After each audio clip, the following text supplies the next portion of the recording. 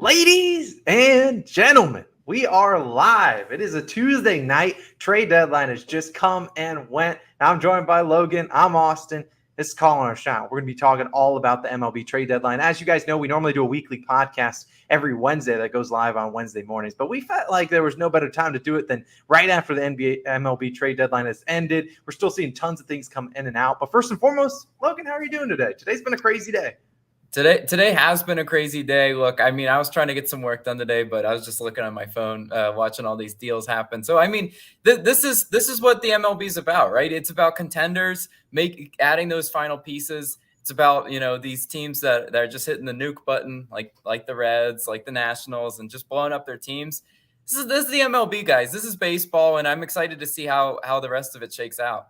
Yeah, and it's going to be a lot of fun. And we'll also be, as hunters in the chat, we're going to be sweating out our no run first inning during this as we go on You for bet. 30 minutes. So if we're glancing down, that's probably what we're looking at, hopefully being able to wave these flags. But let's hop into and let's talk about some of the biggest winners and losers of the MLB trade deadline. We're going to start with probably the trade that everyone's going to be talking about, and that's going to be Joey Gallo being traded from the New York Yankees to the Dodgers. A big trade. All joking aside, a lot of people in New York are pretty happy that Joey Gallo's gone. Saw a sad interview come up on Joey Gallo's interview. Hopefully that wasn't too true. But either way, the biggest trade that, let's be honest, why everyone's here, Juan Soto finally dealt. You see him on the thumbnail if you clicked on it. He was sent with Josh Bell, both him and Juan Soto and Josh Bell, sent to the Padres for Luke Voit. Hosmer was in the deal originally. He rejected that. Luke Voit, Mackenzie Gore, C.J. Abrams, and a whole other slew of guys and prospects. Logan, what's your first initial takeaway on this trade? Because this was one that's been kind of looming for the past couple of weeks that we've talked about. Yeah, my first reaction was absolute win for the San Diego Padres. What did I talk about like a week or two ago when we were talking about the MLB? I was like, this Padres team checks a few boxes. They check the starting pitching for sure. They check the bullpen for sure. And now they're finally going for it on the offensive end. You had two just stud pieces with Juan Soto, a generational talent. You had Josh Bell as well. And you didn't give up a whole lot for him, right?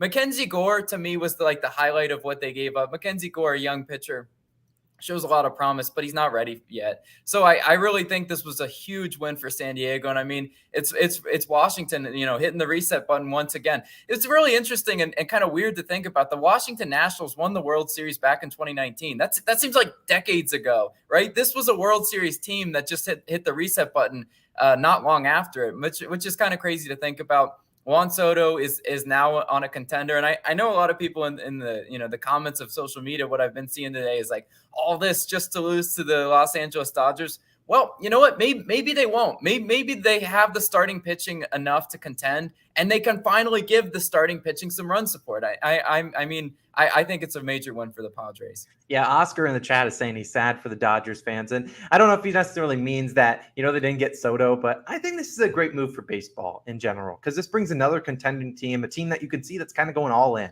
And, the Padres, like we've talked about in recent podcasts, this is a team that has the good enough starting pitching with Musgrove and Darvish. Blake Snell needs to kind of turn it around, but they have the starting pitching to kind of get it done. They just have been lacking those bats. And what I'm really excited for is to see Juan Soto in a lineup where he doesn't have to get pitched around. You look at Juan Soto's stats this year, you look at just his batting average, you're like, dude, this guy's only batting 245, but his on-base percentage is over 400. This is a guy that walked 3 times last game. He's walked 3 times in 2 of the last 3 games. Teams were consistently pitching around him. Now they got guys like Manny Machado going behind him. You aren't just going to be able to do that. It was him and the Josh Bell show basically in the Nationals. I'm curious where this Nationals team goes from here. They remind me very similarly of the Cubs from last year. They kind of did a fire sale, got rid of all their best players, and then they kind of were just stuck with, what was going with the second half of the year, stuck with a bunch of, kind of testing out new prospects. But I think this is a big deal for the Padres. I'm happy for the fans. This is a team that hasn't, made the playoffs since 2006. They're going for, kind of a push in here, and I think it's really good for them. They also, I'll kind of bring it up, kind of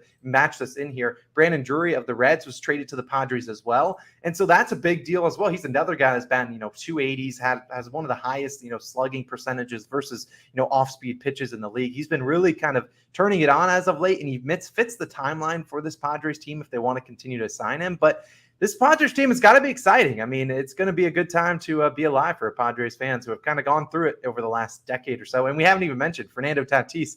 He's taking batting practice in the live batting practice. Ooh, it's exciting to be a Padre fan. Yeah, for sure. I mean, imagine, I don't know what Tatis's timeline is, and I don't think we'll ever really know. No one's being transparent about that. But I mean, they finally, to me, like I looked at the Padres lineup, and obviously the people that watch our daily vids, the reason I don't pick Padres a lot is because I'm like, I just can't trust Profar. I can't trust Cronenworth. They're good players. They get on base enough. I can't trust Luke Voigt, which he's gone. See ya. Don't let the door hit you on the way out, Mr. Strikeout. But I mean, like honestly, this Padres team should look a whole lot different offensively, right? Like my expectation for them is set, I think, a little bit too high. I am curious to see how they perform, but I mean, this is baseball. Crazy stuff happens. I mean, what if they are disappointing though? Like they truly went for it. There's some major pressure on this team now. Yeah, I mean, this is a team that still has a lot of these guys locked in long term. So they at least, if they can't get it done this year, they still got bright hopes for next year. But it's a team likely, unfortunately, not going to win the division. I think the Dodgers have a little bit too far. I mean, they were close. They were neck and neck with the Dodgers at like the beginning of June, but then they kind of had a bad June and July and kind of fell back. But props to their management for going all in and trying to get it done. Now, I did get some clarification from Oscar in the chat. He meant they were sad because they got Joey Gallo, not getting Juan Soto. And, I'll allow it. Karma, thanks for coming out to the show. And Chris, thanks for the kind words. We appreciate you. But, man, it's fun. This is going to be fun. I'm excited to just kind of watch these Padres kind of go. And you probably see me start targeting some pitchers against the Padres unders. Because like you mentioned, getting Luke Voigt out of there, addition by subtraction, because that guy was a walking 2Ks half the time. I mean, he had one hot stretch where he was hitting his 2+ bases and like 8 straight games, but ever since then, he's really been not too great, and he's always given those opposing pitchers an easy K or maybe 2. So that's an exciting trade for him. I mean, let's kind of move on. It's hard to move on from Juan Soto because we're only going downhill from here. But another big trade that we saw just happened right at the close of the deadline was the Cardinals going out and getting Jordan Montgomery of the Yankees, Harrison Bader, a center fielder, being sent back to the Yankees. We've kind of seen, and I don't know if I have the tweet pulled up. It was kind of in lieu of, the Yankees just traded for Frankie Montas, which seems like, an afterthought. But Frankie Montas is one of the biggest trades that we've seen this deadline. So kind of replacing Montas with Montgomery. What's your kind of initial thoughts on this Yankees rotation and how they got better or worse at the deadline?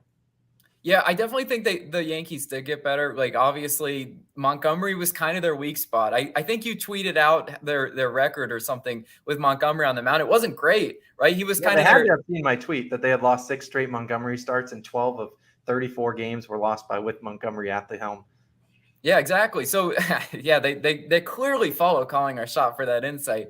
But I mean, really though, he was sort of the weak link in the rotation, and the reason why I kind of had questions about them going forward, long term in the playoffs. Because I mean, a guy like Montgomery, they are going to be counting on because he's a decent arm. Certainly part of the rotation. I think it's certainly an upgrade getting Montas. I mean, if you don't follow a lot of Oakland Athletics baseball, maybe you don't know who he is or haven't watched him. Yeah, we haven't watched him pitch, but he's a great pitcher. I think, playing in a big market like New York, they're going to welcome him, and he should be a great addition. I want to talk about the other side of the trade though. How about St. Louis getting a good starting pitcher, right? Say what you want about Montgomery, right? Statistically, he's been up and down, but he'll settle in perfectly fine in St. Louis. Look, can't do much worse than some of those pitchers I've seen on the mound for St. Louis, because the St. Louis checks the big box on offense, but the starting pitching is atrocious. Like I can't go out there and ever like bet a guy like Palante or they're Liberatore. I'm trying to think. Yeah, Liberatore, right? Like, so they tested out some of those starting pitching experiments, and they're like, yeah, guys, we got to really bolster it. So I think this is a big move for the St. Louis Cardinals. I love me some Redbirds for sure. And sticking on that same trend, they did go out and get another lefty, Jose Quintana of the Pirates. Exactly. So there's a team that we had talked about, and I know you're kind of you maybe don't make your Cardinals fandom hidden on the podcast, but this is a team that we have talked about that has the hitting. They just were lacking that pitching, and because they have too many guys that go out there. We didn't even mention Dakota Hudson, another turkey tosser. I mean, they got 3 guys out of their 5 or 6 of the rotation that you can't trust when you're betting on the Cardinals. So then they got Quintana, Montgomery. While he has been suspect as of late, still better than those guys. So this is a Cardinals team that, while they, they're trying to go and gun for that division against the Brewers, see if they got a chance. I mean, the Brewers were a weird team at the deadline, trading away their closer. But again, another guy that went to the Padres. But this is a confident team in the Cardinals that know what they got. And, I think they have a good chance of, getting in that wild card, potentially pushing for that division and trying to make a run for it. Because like you said, Cardinals have the offense to get it done. They lost Bader for Montgomery, but I don't think that was like a big loss for him. I'm excited for your Cardinals, even though you kind of root for him on the back stance. For anybody that doesn't know, they were like my childhood team. I loved watching the Redbirds. I loved watching Albert and even Wainwright and Yachty. They're all those players. So like, I mean, I do have a soft spot for the Cardinals for sure. And I mean, what did we talk about when we were talking about, the pre-All-Star break? And I said, I think the Cardinals could make a run at this division. Well, now they're geared up to do so. They are geared up to make a deep playoff run, getting two good starting pitchers. Finally, they heard me. I said they need more arms, and the management for their front office did do just that. I mean, you are true. They did go out there and get some arms. They got the talent. They have all it takes. They just got to get going. So, Logan, I have a question for you because you're wearing your Phillies shirt. How do you feel about the Phillies at the deadline? And then we'll get into our biggest winners and losers of the at the trade deadline. Yeah, so I mean, they're not the biggest winners of this deadline, but I think the Phillies are a winner, right? Getting Syndergaard, getting a good bullpen arm from the Cubs as well. What's his name? It's escaping me, but he was a closer for the Cubs, and he was really solid statistically on the year. I think that goes to bolster the Phillies bullpen. They got Marsh from the Angels, which was a big addition to me. You can't have enough solid bats, especially because the Phillies are such a young offense. To have more of a veteran presence like Marsh in there will do great things. I think with Syndergaard though, this is a pretty decent spot for him.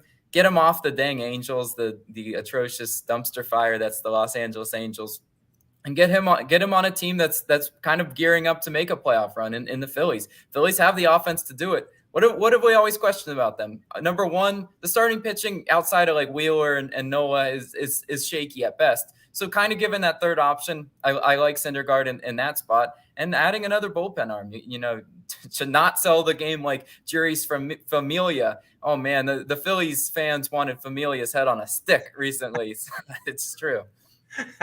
As they should. A shout out to Ronald Brown in the comments. We appreciate you in the chat. Thanks for showing your support. My dad's here saying the best addition to any team is DeGrom, which we're seeing DeGrom about to go off and start pitching his first time against that Nationals B squad, AAA team, whatever they're trotting out there. But when we look at that Phillies team, you can't be mad with what they did at the deadline. They didn't really get rid of any of their talent, and they got a guy like Syndergaard who has shown flashes. There's no guarantees with any starting pitcher. We've seen guys that have been so good in one place get traded. Next time they're terrible, and you just never know. But Syndergaard does give them another chance, another arm, another guy that you need depth if you're going to make a playoff run. This obviously, a Phillies team that's kind of been hovering around. They've had some good runs, had bad runs. Should be getting Bryce Harper back, hopefully sometime later on in August. Kind of give them a better chance to kind of get it going. A team that I'm looking at as not this. I don't know if I consider them my biggest loser of the deadline, but a team that I'm confused what they're doing, and that would be, as my dad mentioned. He talked about the Mets. I would consider my Mets one of the bigger losers. Now, am I saying that they're screwed? They have no chance of winning the World Series now. But this is a team that didn't really do a whole lot. We had a lot of, rumors that they could be going for, some Cubs players. They could be going for, other guys, and they just didn't do anything. And we look at a team that, sure, the Mets are great on paper. They have a great record, but this is still a team. We saw their division rivals, the Braves, go out there and get better, get some bullpen arms, get some other guys that can hit the baseball. They have a lot of depth there. This is a Mets team that really all I saw them do was go out and trade for Darren Ruff, who, credit to him, but he doesn't really move the needle at all for me. They got rid of J.D. Davis, but not a whole lot for this Mets team that I really saw on the deadline, a team that really didn't do anything, address their weaknesses or anything like that. And so Mets, I don't want to call them a big loser, but they didn't really do much. So you got to be a loser from that standpoint. And their division rival, who they're going to be going with the division, head-to-head, basically the last, 50, 60 games of the year is going to be the Braves, and they got better. So what are your kind of thoughts on the Mets at the deadline? Yeah, I think you nailed it with that take, because at the end of the day in baseball, you can't get too comfortable, right? I think the Mets are a little bit too comfortable, and they're a little bit too comfortable at this trade deadline, right? They getting DeGrom back is huge for them because their starting pitching it is what it is, right? You've got an absolute stud in Scherzer, but I kind of question the Carlos Carrascos of the world. The other names escape me right off the top of my head, but DeGrom gives you that great arm. The starting pitching was never the question for the Mets. It's always, to me, kind of, about their offense. I don't think the Mets can get enough, talented bats. I think getting Ruff will be a big deal for them, just because I think he hits lefties pretty well. If memory serves, that's kind of probably what they'll use him for. So I mean, getting another bat is good, but I just look at what the Braves did, and I call the Mets a loser by comparison to what the Mets did or what the Braves did, because the Braves are like, we're absolutely gunning for you. Like the Braves are trying to prove that last year's World Series run wasn't a fluke. They're trying to be there again this year, and I kind of like that they're nipping at the Mets' heels, because that's going to breed great competition in this division. So I'm excited for it. I mean, it's not only, the Braves got better here, but, this is a Braves team that they're trying to not make it look like a flash in the pan. A team like the Nationals, who came in, won one World Series, pieced out. Braves have all the talent in the world, and they got a lot of guys locked in. Like we might have talked about, I don't think we talked about in today's daily video in the morning, but we talked about Austin Riley. Normally, time and time again, they locked him up for 10 years. I don't know. They probably have some options to kind of get out of that deal, but they got Albies, Riley, Acuna. They got a lot of guys locked up. So it's a Braves team that's going to be pretty locked in. Hunter is predicting that they win the East. And I'm going to kind of segue into Bernardo's question. Yeah. Do you have a favorite team to win the World Series right now? Oh, gosh. Oh, man. I'd have to look at the odds. Really, that's how I make my World Series prediction based on the odds, because I'm not going to lay some crazy number I'm sure the Yankees and Dodgers are outrageous favorites, and probably like +3, +400, something like that. Yeah, I think the Dodgers went from 17 to 1 to 11 to 1 today. Yeah, I did see the Padres were an interesting movement in there. Again, though, pump the brakes on the Padres, right? We got to see if this experiment works out. Like, please just don't go running to bet them right now. That's not how baseball works. If I were to have to say, favorite, it would probably be the Yankees. And I know you're probably not getting great value on that, but I do think they check the boxes, all the boxes. Amazing bullpen, hitters that like Judge that are just unstoppable forces, and they do have the starting pitching to it. And what I've been waiting for, and what you and I always talk about, is like the second half of the season kind of slump. A lot of the teams that had a really strong first half of the season, and you were betting them on the run line, and you were so profitable. Second half of the season, that trend sometimes dies down. The Yankees have not hit that wall yet, which is, to me, is really impressive to them. To their credit, right? Like everybody that keeps betting the Yankees run line, congrats. Take your money and run. Eventually, my whole theory is that the books even it out, and you will take some pretty hard losses, unforeseen losses on the Yankees there. But I still do think the Bronx Bombers are up there.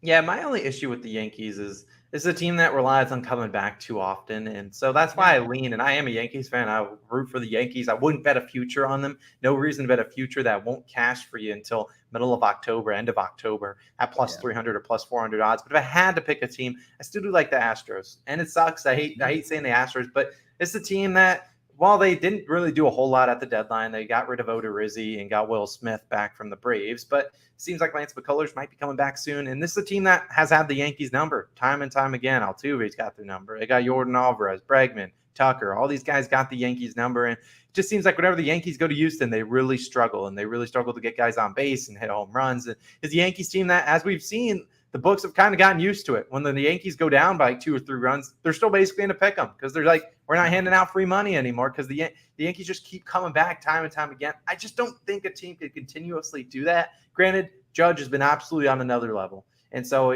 granted to Judge, he's just absolutely crushing the baseball. I'm waiting for him to get like some Barry Bonds treatment where people are like, you know what, screw it. You can, Anthony Rizzo, fine. You can hit a 3-run homer on us. We don't care. We'd rather be you than Judge and see everyone in the stands go absolutely nuts. But it's just the Yankees team that I do have confidence in it. I think those are the 2 best teams out in the AL, and hopefully we'll see them continue to maybe match up. We'll get a great series out of them. So don't mind that. But I kind of talked about my biggest loser for the trade deadline. I'm curious who your biggest loser is. Yeah, I mean, I'm trying to think. What did I tell you pre-show? I don't want to change up my pick. Who did you say? I'm sitting here thinking about the teams that just didn't do anything. We talked about some of these teams literally right pre-show. I think I'm looking at, man, this hurts. This hurts my White Sox. Boom. That was it. It's all about the White Sox. That was a team we talked about on our podcast. That I was like, I expect them to be aggressive at this trade deadline. The White Sox were anything but aggressive. I mean, look, everybody knows the clip of La Russa falling asleep in the first inning yesterday. You know what? I had the first 5 under in that one, and if I would have saw that, I probably made a 10-unit whale play. Because what the heck? What a poorly run team. And now it's kind of, a poorly run, front office, so as far as you can't stay pat, right?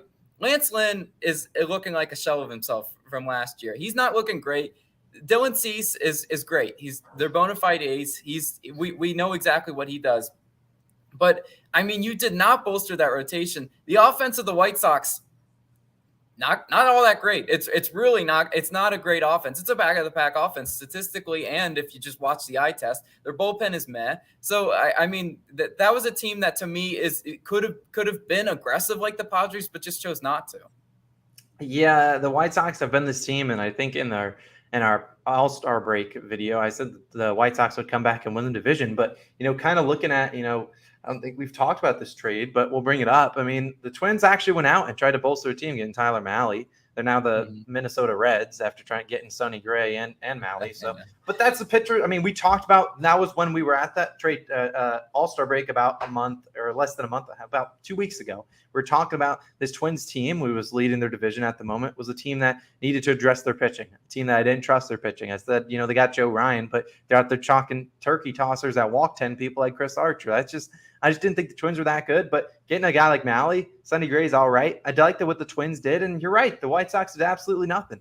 They just did nothing to kind of address their team. They did absolutely – I don't know what the White Sox are doing. They're pretending like they're, a 60-win team right now when they're really just a 51-win team, and it's just rough. I just don't know what the heck they're doing. I really don't know what the White Sox are all two doing, and, it is what it is. That's just the nature of baseball. But the White Sox are just a team that I think is going to go downhill. Tony La Russa hopefully loses his job. Our Nerfy Nation also lost their job. It's just tough. We just lost a home run, which is absolutely brutal. So thanks for chucking a turkey out there, Jameson.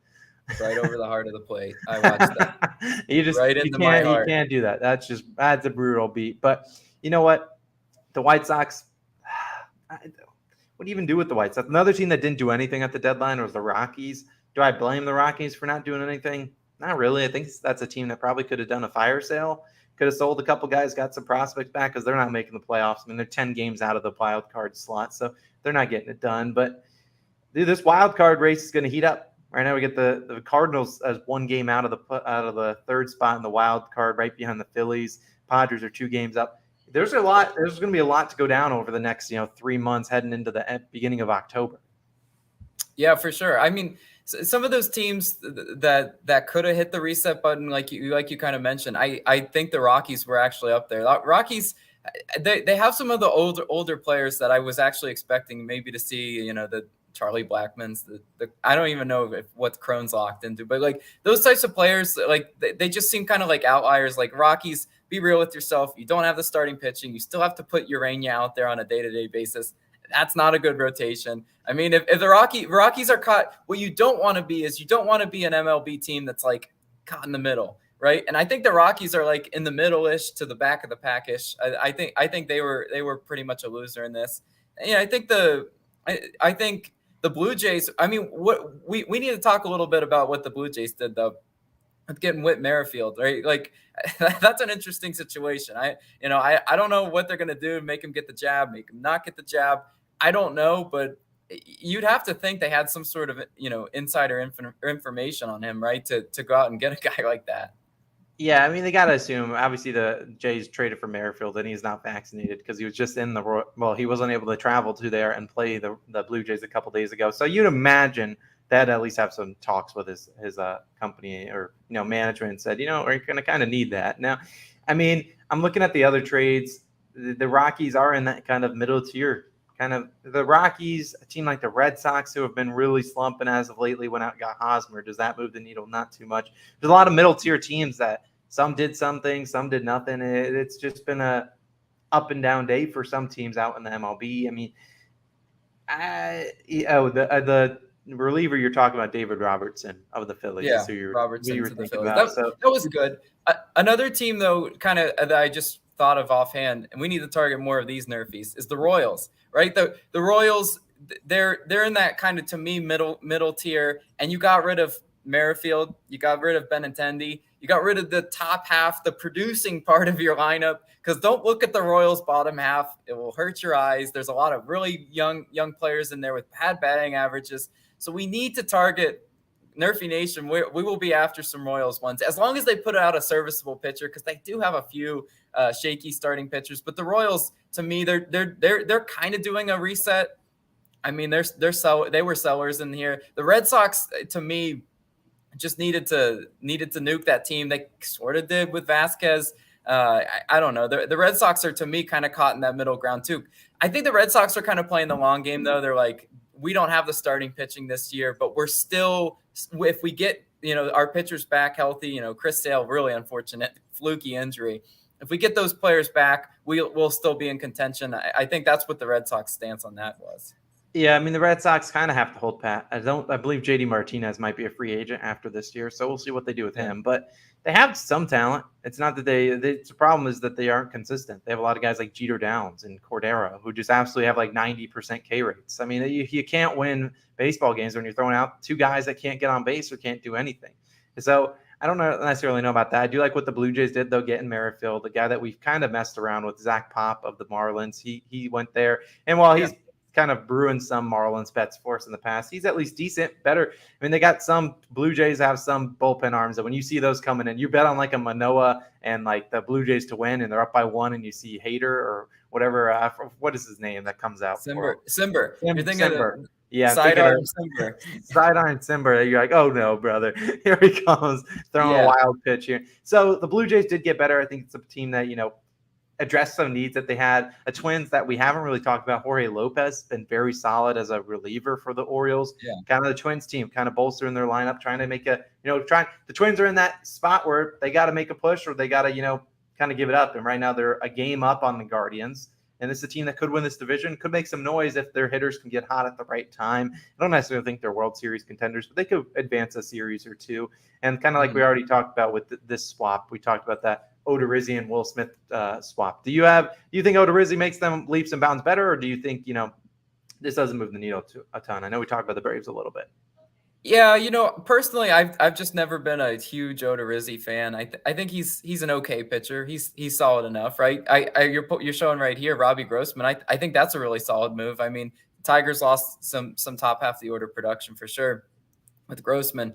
But I mean, kind of talking about some of the other teams that you touched on. I want to touch on them more. Blue Jays bolstering that bullpen. That's big. I mean, come on, like Simber is an okay pitcher when he's able to find the strike zone as a bullpen arm. But they needed more, right? This is a Blue Jays bullpen that's I want to say off the top of my head. I don't have this list memorized, believe it or not, but I want to say they're like 18th, 19th in bullpen ERA. Don't have it memorized, but I think they are about back of the pack in terms of bullpen. So you get a couple of pretty solid arms from the Marlins. Marlins bullpen now will be a complete liability. Yikes! If the Marlins offense is able to score some runs, I'll best believe that the live bet they won't be able to hold the lead. So I mean that is what it is there. I do like what the Twins did though. Twins understand. You can't have enough good starting pitching. Now, why are they going after all the Reds starting pitchers? I don't know. That baffles me a little bit, but whatevs. You do you, Twins. Hey, man, they're just doing whatever they want. They need to continue to advance. And that team that we talked about, a trade we haven't talked about already so far in this short podcast is a trade that, we kind of hinted at. There was kind of rumors that this guy could be getting moved, could be not. Big guy the Astros bolstered their team with, Trey Mancini. Obviously, a guy that beloved by the Orioles. I saw the Orioles posted a love, Instagram thing all over their social media for him. Mancini did the same thing for the Orioles nation. So, he was loved in Baltimore.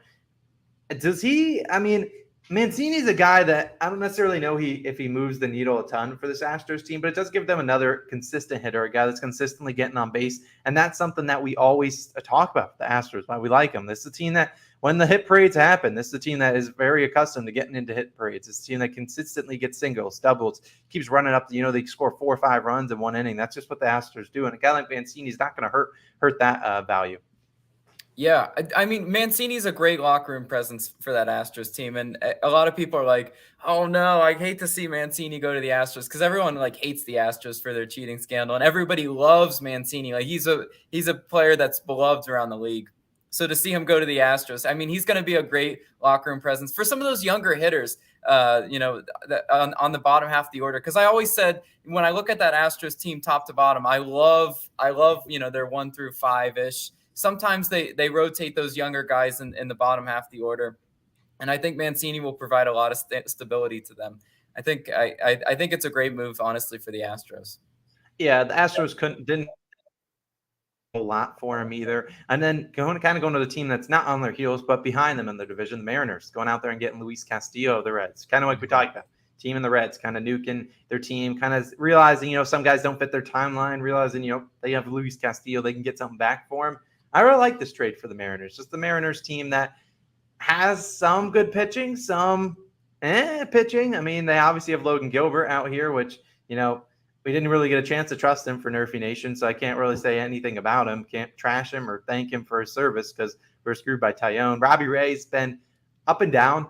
I mean, Robbie Ray's definitely not been exactly who they wanted from last year, Cy Young Robbie Ray, but still been all right. Marco Gonzalez and Chris Flexen are the guys I'm kind of thinking, like, what do you get from those guys? And I think getting a guy like Castillo doesn't make them win the division. They're not going to beat the Astros this year, probably next year. They still have a couple more things to do to beat the Astros, a team that's been so consistent for so long. But this does make them a little bit better. I would, minor winners, teams that I really like what they did at the deadline will be a team like the Mariners. I think they did a good job. And a team like the Twins. We already talked about the Twins. I think those are two teams that are underrated. They're not going to get any press. No one's going to go on to Sports Center talking, look at what the Twins and Mariners did. They're small market teams, but these are two teams that got better, and they're trying to, continue to improve their roster, get better and better each year. Because for those small market teams, it's hard to go from, 0 to hero in 1 year. Go from a team that stinks to a team that's great. So I really do like what the Mariners did. Do you think Castillo? I mean, I don't think you would argue that Castillo hurts them, though.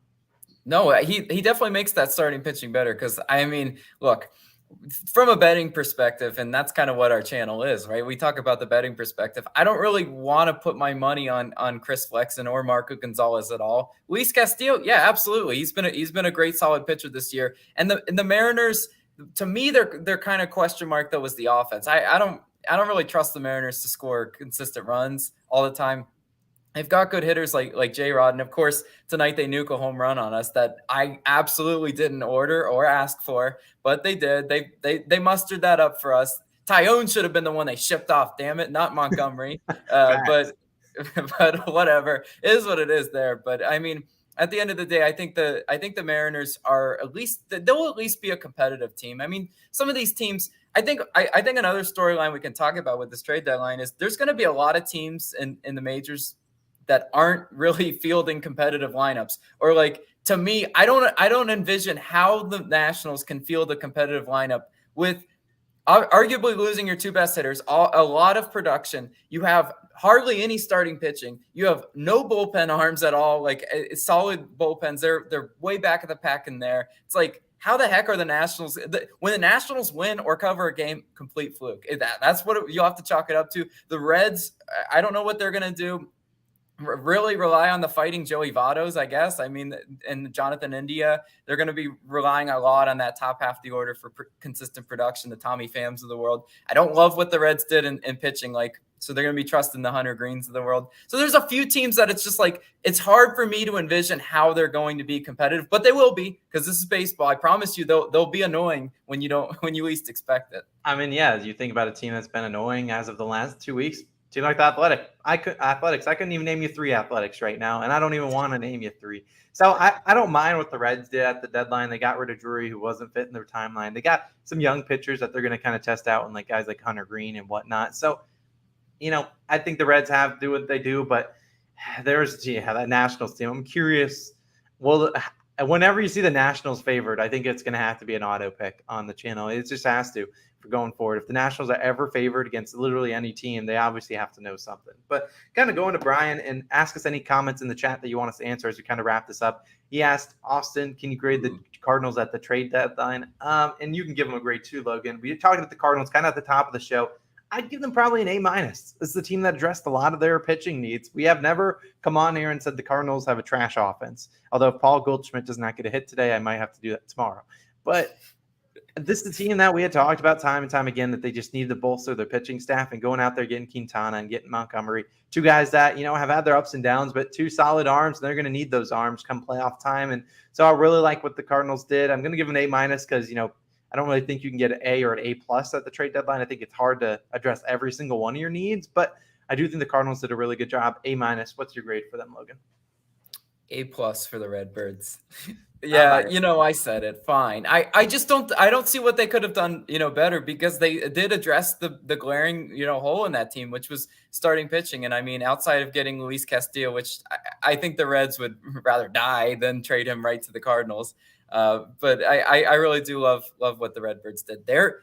Watch out for the Redbirds. I mean, I think that were your bold prediction to win the World Series a couple weeks back, or maybe that was just your excited. Actually, you said Phillies, so we'll see how the Phillies do. They helped your chances too. But that's going to wrap it up. That's our episode, I think 45, our weekly podcast, all about the trade deadline. We appreciate you guys as always for coming out to these. If you want us to do more live streams in the future, let us know in the comment section on our normal videos, whatever you may do. If you haven't hit that subscribe button, do it. We're donating money at the end of the month to St. Jude for every new subscriber we gain. So great cause to support. Also hit that like button.